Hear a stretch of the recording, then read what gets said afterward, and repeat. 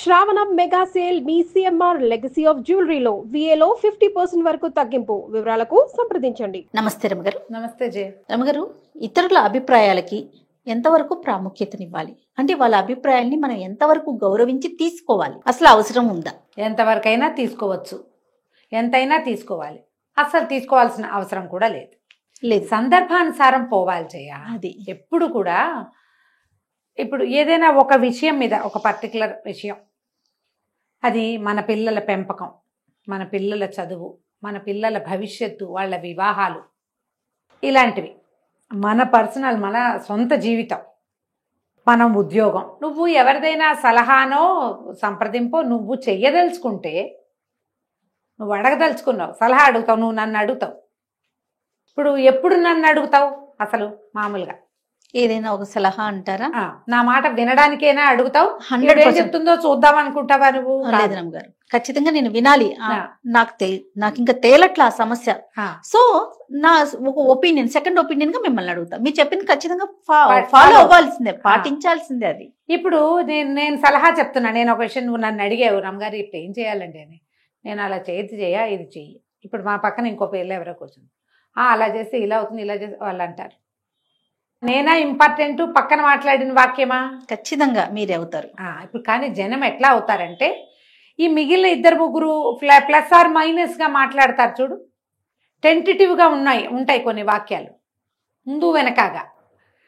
వాటి మీద ఫోకస్ వెళ్ళిపోతుంది. వెళ్ళేసరికల్లా ఏమవుతుంది, నువ్వు తేల్చుకోలేకపోతావు, డిసైడ్ అవ్వలేకపోతావు.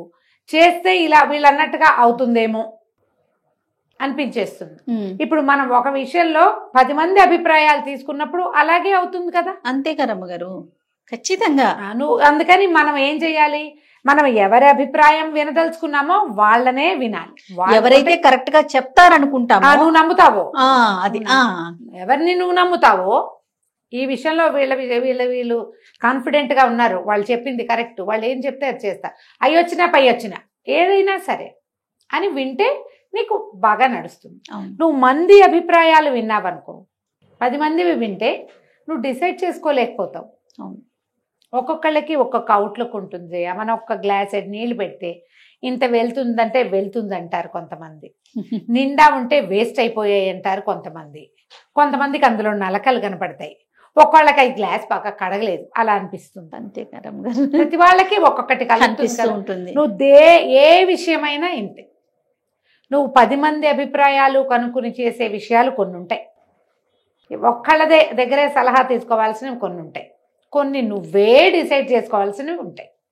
కేవలం మన ఇంట్లో మాత్రమే సంప్రదించి మనం 1 to 1 మాత్రమే మాట్లాడుకుని చేయవలసినవి ఉంటాయి. పెద్దవాళ్ళు చెప్తారు బాలాదపి సుభాషితం అని. బాలాదపి సుభాషితం అంటే మంచి మాట బాలుడి దగ్గర నుంచి అయినా తీసుకోవచ్చు. ఓకే, ఇది అందరి మాట వినాలి అని కాదు చెప్పింది, సుభాషితం మంచి మాట అయితే బాలుడి దగ్గర నుంచి అయినా తీసుకో అని. ప్రతివాడి అభిప్రాయము నువ్వు పుచ్చుకోవాల్సిందేనని ఎక్కడా చెప్పలా. మంచి మాట అయితే ఎవరు చెప్పినా తీసుకోవాలి. 10 రకాల మాటలు వస్తే అందులో మంచి ఏదో నువ్వు డిసైడ్ చేసుకోవాలి. ఇతరుల అభిప్రాయాలకి, ఉద్దేశాలకి విలువ ఇచ్చే సందర్భం ఒకటి వస్తుంది ఎప్పుడో, అప్పుడు చేయటం. ప్రతి సందర్భంలోనూ నేను వీళ్ళందరినీ అడిగి వాళ్ళు ఏం చెప్తేనే అది చేస్తానని కొంతమంది ఉంటారు. అట్లా కుటుంబాల్లో కనపడతారు. వీళ్ళేమో తమ పిల్లలు ఏం చేయాలన్నా మా అన్నయ్య ఒప్పుకోవాలి, మా తమ్ముడు ఒప్పుకోవాలి, మా అన్నయ్య మా వదిన ఒప్పుకోవాలి, మా వదిన వాళ్ళ నాన్నగారు భలే తెలివైన వారు, చాలా గొప్పవారు, నా జీవితంలో ఆయనే ఒక సహాయం చేశారు, లేదా ఆయన సలహా పాటించి నేను బాగున్నాను కాబట్టి మన పిల్లల విషయాలు వీళ్ళందరితోటి డిస్కస్ చేయాలని చూస్తారు.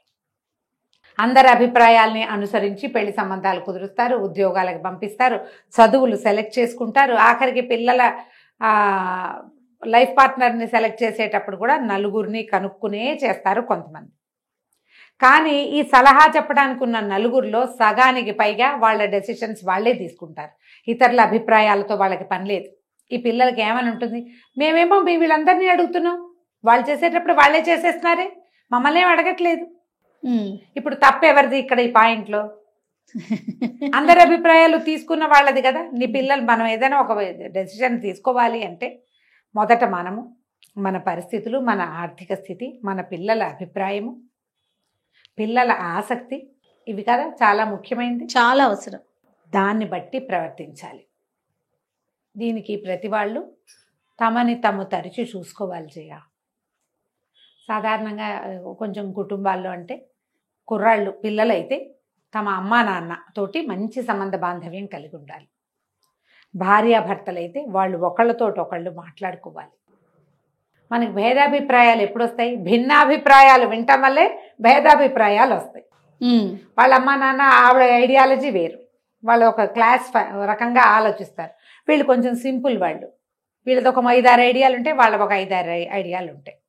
ఏం చేయాలి? 5-6 ఇట్లలో నుంచి ఒక పిండితార్థం తీసుకుని భార్యాభర్త ముందుకెళ్ళాలి. అంతే. నేను అవి వినాల్సిందేనని ఆవిడే ఇవి వినాల్సిందేనని ఈయన కొట్టుకుంటుంటే అవదు కదా. అవదు కదా. రెండు కలిపి అసలు మనం ఏ విషయం మీద మాట్లాడుకుంటున్నాము అనేది కావాలంటే ఒక కాగితం మీద రాసుకుని అప్పుడు వెళ్ళాలి. ఒక్క మనిషిని, ఒక్క పెద్దవాళ్ళని పెట్టుకోవాలి, లేదా చేరుకోకళ్ళని పెట్టుకుని రెండు కలిపి ఒకటి చేయాలి. మొదట ఇంకో పాయింట్ ఉంది ఇందులో, అభిప్రాయ సేకరణ మానేయాలి. పిడికి బియ్యానికి ఒక మంత్రం కాదు కదా జయ. అంతే. అన్నిటికీ అభిప్రాయాలు అడుగుతావా నువ్వు? కొన్నిటికి అడుగుతారు, కొన్నిటికి అడగరు. ఉండి ఒక విషయం చెప్తా. కొంతకాలం క్రితం ఒక పేరెంటానికి వెళ్ళాం. ఎన్నేళ్ళ క్రితం, చాలా కాలం అయింది. పాప పెద్దదైంది. వాళ్ళు ఎంత గ్రాండ్గా చేశారు జయ, చాలా గ్రాండ్గా చేశారు. పాపని కూర్చోబెట్టినప్పుడే చక్క కొత్త లంగా కట్టి కూర్చోబెట్టారు. మా ఇళ్లలో మాకు తెలియదు, అవి నాకు ఐడియా లేదు. పువ్వులు జడేశారు, కొత్త బట్టలు కట్టి చక్కగా మంచి దీంట్లో కూర్చోబెట్టారు. ఏమిటో స్నానాలకి వాళ్ళని పిలిచి వీళ్ళని పిలిచి ఎంత గందరగోళం చేశారు, ఎంత గ్రాండ్గా చేశారు జయ. మేము ఇలా చేయమండి, మా ఇళ్ళల్లో ఇలా అలవాట్లేదు, ఏంటో అందరికీ చెప్పుకుంటారు, ఇలాంటివి చెప్పాలా అని ఒక ఐడియా. రెండో వాళ్ళు, ఆ పిల్ల అలసిపోతుందని కొంచెం రెస్ట్ ఇవ్వాలి, కొత్తగా ఒక శరీరంలో నుంచి కొత్త మార్పు జరిగితే దీనికి లంగా కట్టుకో, పువ్వులు జడేసుకో, ఈ గోల ఏమిటి, హాయిగా దాన్ని పడుకోనివ్వచ్చు కదా అని ఇంకొకళ్ళు. ఆ కింద పడుకోబెడితే పిల్లకి బ్యాక్ పెయిన్ రాదా అని ఇంకొకళ్ళు. అది కొత్త లంగా కట్టారేమిటి, లంగా వేస్ట్ అయిపోతుంది కదా, చాకలకో ఎవరికో ఇచ్చేయాలో ఏమిటో, డబ్బులు వేస్ట్ అని ఇంకొకళ్ళు.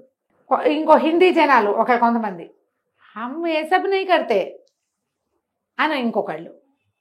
ఇన్ని మాట్లాడుకుంటారు. ఈ మొత్తం అభిప్రాయాల అవసరం ఉందా అక్కడ? అస్సలు లేదు.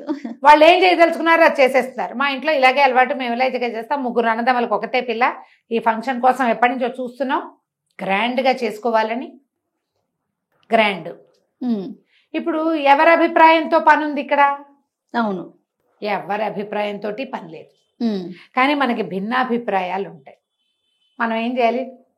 నోరు మూసుకుని చేస్తున్నారు, పిలిచారు, వెళ్ళాం, చక్కగా భోజనం పెట్టారు, తిన్నాం, పేరెంటాం కదా, తాంబూలాలు ఇచ్చారు, పుచ్చుకున్నాం, నచ్చితే తీస్తాం, వెళ్తాం. నాకు నచ్చలేదనుకో, నెక్స్ట్ టైం ఇలాంటి పేరెంటాలకి నేను వెళ్ళను అని డిసైడ్ అవుతాం. అంతే, ఇక్కడ ఆగిపోవాలి. కానీ జనం ఎట్లా ఉంటారంటే అభిప్రాయాలు వెలువరుస్తారు, అడుగుతారు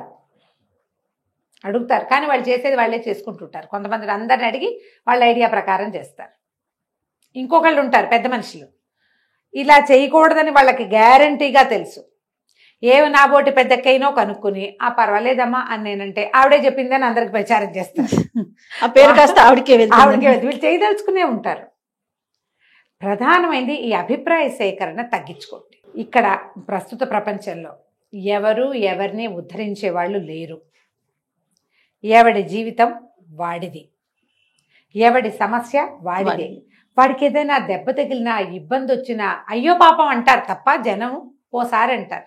అవును, ఆ నొప్పి పూర్తిగా సహించవలసిన వాడెవడు? ఎవడికి వచ్చిందో కష్టం వాళ్ళే కదా. మీకేదో అభిప్రాయం ఉంది, మీ విషయంలో మీరు యాక్ట్ చేయబోకండి, సరిపోతుందిగా. అంతేగా.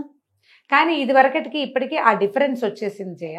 ఎందుకంటే చెప్తా చూడు, పెళ్లి సంబంధాలు వ్యవహారాల్లో ఇది వరకు మన కజిన్స్ వాళ్ళు చాలా పెద్దవాళ్లే చూసేవాళ్ళు సంబంధాలు. మన మామయ్యలో, బాబాయ్లో, పెదనాన్నో, పెత్తాతయ్య, చింతాతయ్య, అమ్మ వాళ్ళ మేనమామ లేదా నాన్న వాళ్ళ మేనమామ వాళ్ళు వచ్చి కూర్చుని ఈ పెళ్లి సంబంధాలు సెట్ చేసేవాళ్ళు. ఇప్పుడు ఏదమ్మా అది? అస్సలు అవేం లేవు. ఈ ఆన్లైన్ ఇవి ఏమంటారు, మ్యాట్రిమోనియల్ సర్వీసెస్ వచ్చేసినాయి. వాళ్ళు ఎవరో ఏమిటో తెలియదు, నా దగ్గర ఇప్పుడు 60 సంబంధాలు ఉన్నాయి. ఎక్కడెక్కడి నుంచో వస్తాయి. కుర్రాడు పొడుగ్గా ఉన్నాడు, అమ్మా నాన్నకు ఉద్యోగాలు ఇంటే తెలుసు, దిగాక కానీ ఆ లోతు ఏమిటో తెలియదు. ఇప్పుడు అభిప్రాయాలు లేవు, సేకరణలు లేవు, ఏమీ లేవు. ఈ లేని కాలంలో కూడా కొంతమంది ఇలా దొరుకుతూ ఉంటారు. ఇతరుల అభిప్రాయాలకు విలువ ఇచ్చి తమ యాక్ట్ చేయాల్సింది చెయ్యరు. ప్రధానంగా ఒకటి నమ్మండి, మన జీవితం మనది.